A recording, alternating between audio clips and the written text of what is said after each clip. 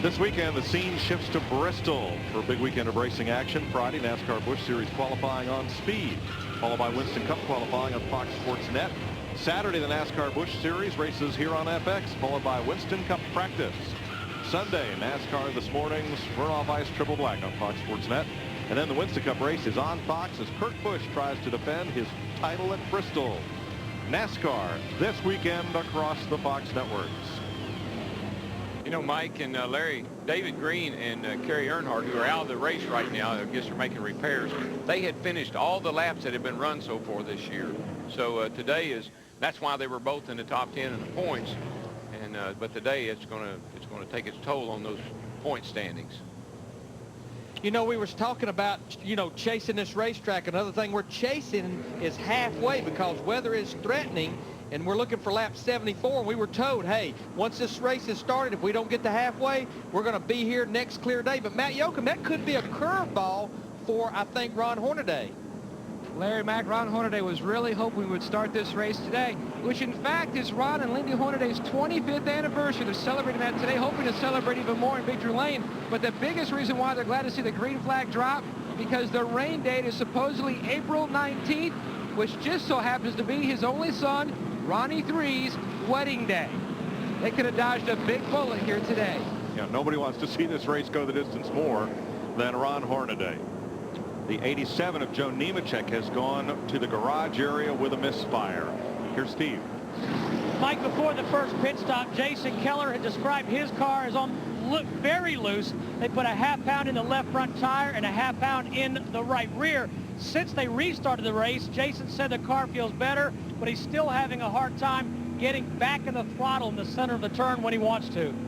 Thanks, Steve. In the garage area right now, David Green, Kerry Earnhardt, Mike Harmon, all crash victims, along with Michael Waltrip and Larry Gunzelman, Randy McDonald, and Brian Weber, White, Potter, and Ashburn, each of whom ran a couple of laps at the start and pulled in. 40 laps complete, 107 to go here at Darlington Raceway. Second caution of the day, and we're about to go back to green.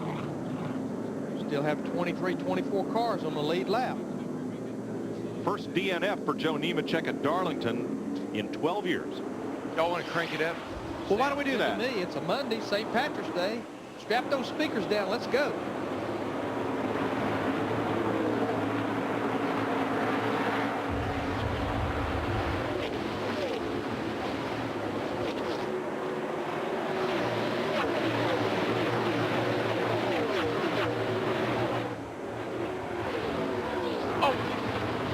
Crash in the wall. Mike Bliss got into he and McMurray got together some way going down through there. Just as they was fixing to turn off into turn 3, and that was a hard hit. One recta. It's pretty concise. Get it back to the line. Let's get ready for a little damage control here. We're still in this thing. I don't think tow out's going to fix that thing. No. That when you don't see a right front tire, that means it's up in the car with him. That was a hard lick because they were going down the back. I had that happen to me one time here, racing along beside of someone. When you get to the third turn, hey there, Mike. The cars move just a little bit. You kind of make a little swerve almost to get down in that corner, and they hung wheels. Yeah, I mean, the steering, look at the left front tire turned way in right there. I mean, that thing's got some serious damage. That car will not be driven back to the garage. Here they go. They're headed off into turn 1, and nobody really does anything wrong here. I just think they were fighting. There's not a lot of room to get in that corner side by side, and they just bumped wheels. Jamie McMurray had a run that started down in turn 1, and he made past Riggs coming out of 2, and then this happened. Actually, it looks like Bliss was trying to force him down a little bit to get himself some room to get into that corner because he didn't want it. You saw that dust and dirt. You don't want to go in up there in that loose stuff. Let's watch from right behind them from Jason Keller. Let's probably tell it all right here.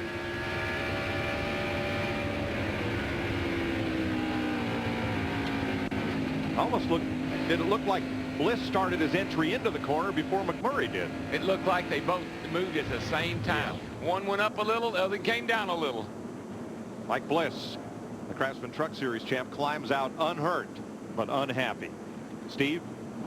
And Mike, his crew chief, Tim Shutt, has been watching replays of our telecast from atop the pit box, and he told the team, just pack the stuff up and head to the garage. I can tell from watching we are not going to be able to fix this.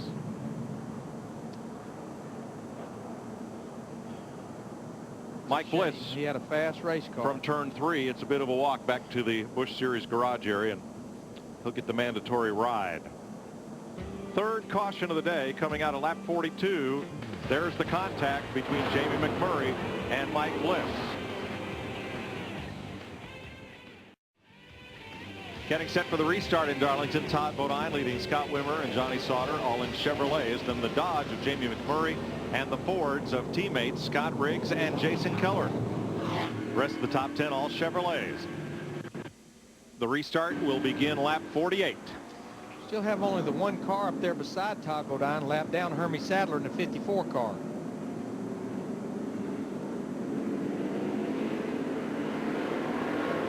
Yeah, actually, Hermie's 5 laps down, I think.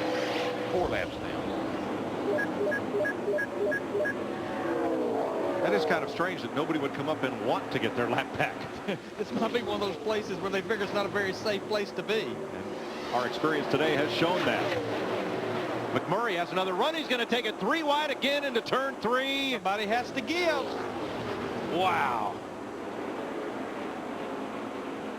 Tell you what, that's a sign he's got a pretty good race car. That car sticks down there like that, Darrell. That normally don't work. Oh, is that what that means?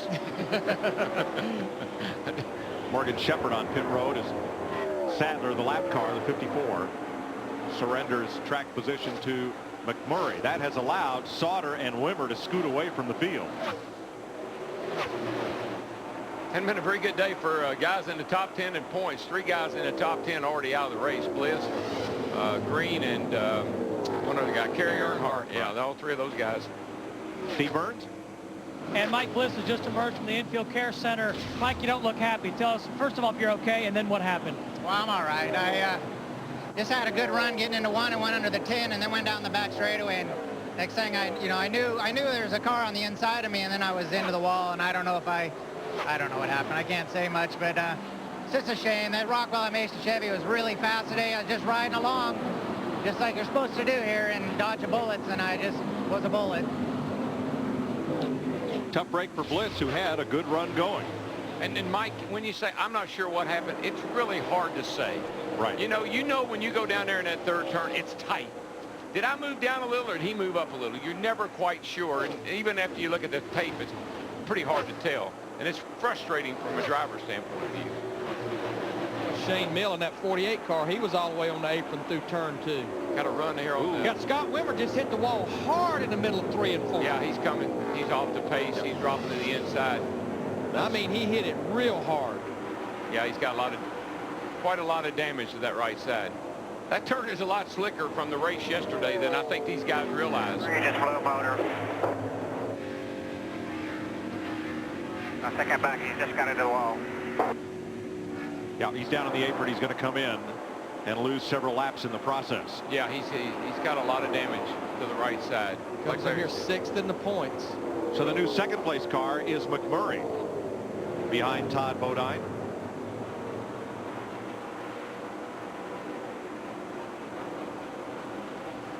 I think, Larry, that third and fourth turn is just really, really slick from guys running at 400 miles yesterday. And Darrell, he missed his pit road entrance. Completely missed it. This is probably one of the worst pit roads to try to get onto. It starts right in the middle of turn 4. The apron's slick. He completely missed it. Almost hit the end of that pit wall. What may have happened, I don't know, Larry. He could have damaged a brake rotor, too, if he hit the wall hard as it looked like he did. May not have any brakes. Scott Wimmer in that yellow number 10, the Nesquik Ford, is every lap inching under and trying to make a run on Johnny Sauter. Scott Riggs. Riggs, yeah, excuse me. Okay, it's Monday. It's still the yellow number 10. Dyslexic today, I guess.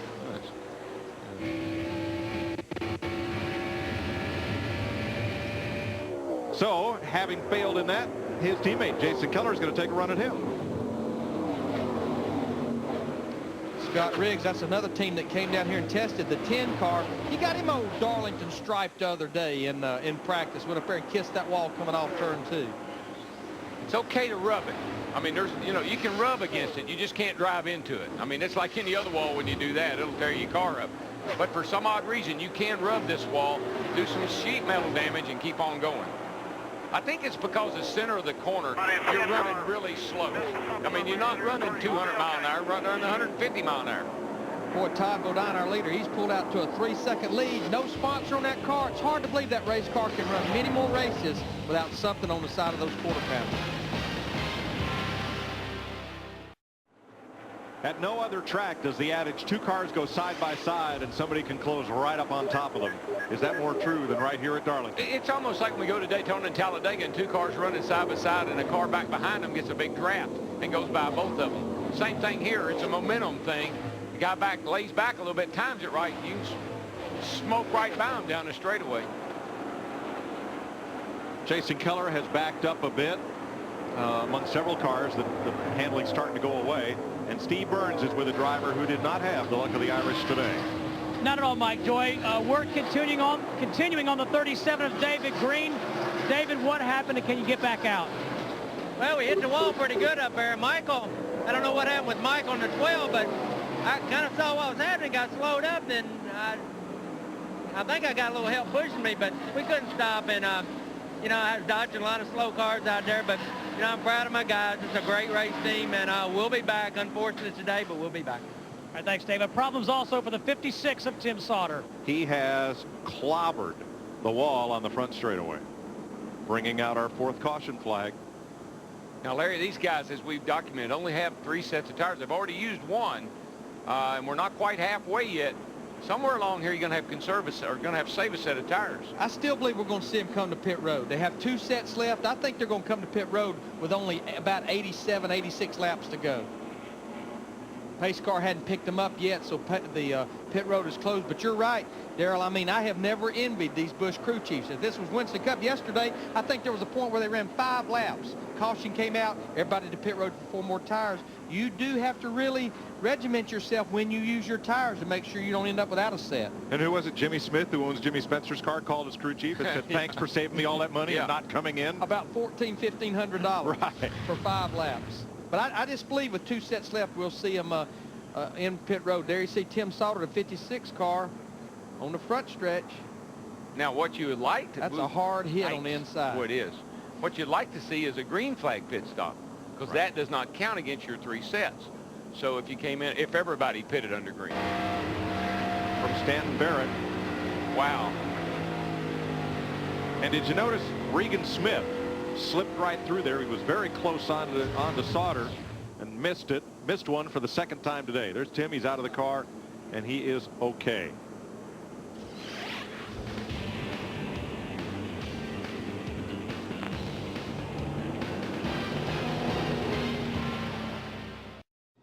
Pit stops underway here in Darlington. Work already going on the left side of Johnny Sauter's car. They made a chassis adjustment. He was too tight. His teammate Ron Hornaday's service already complete. They made an air pressure adjustment, too loose.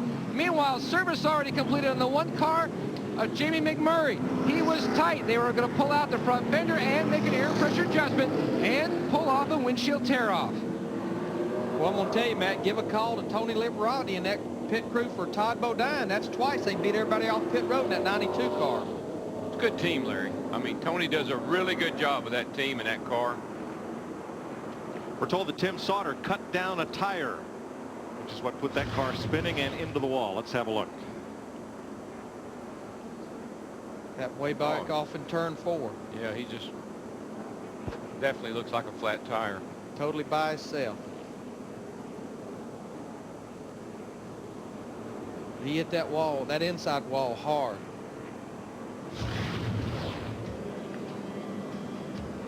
Fourth caution flag of the day on some of the point leaders. Work continues in the garage. You're watching the crew cam on Joel Taylor working underneath Scott Wimmer's car, trying to get Wimmer back in the race.